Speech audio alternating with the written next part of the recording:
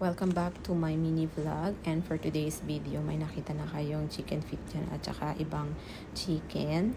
Magdadagdag na lang tayo ng isda para naman malagyan na yung rep dahil empty talaga yung rep ng pagkabakasyon ko.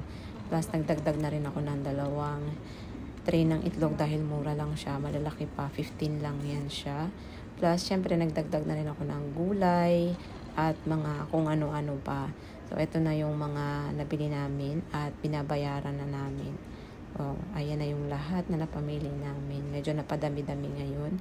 Pagdating naman sa bahay, ang ginawa ko ay nilagay ko na lang yan sa rep dahil mayroon pa kaming lakad at kami may ihahatid sa airport. Kaya ang ginawa ko ay sinalansan ko na lang ng ganyan at pagkabalik ko na lang, pagkahatid namin doon sa kaibigan namin, saka ko na lang siya aayusin at ilalagay ng maayos kasi magulo yan, ganyan.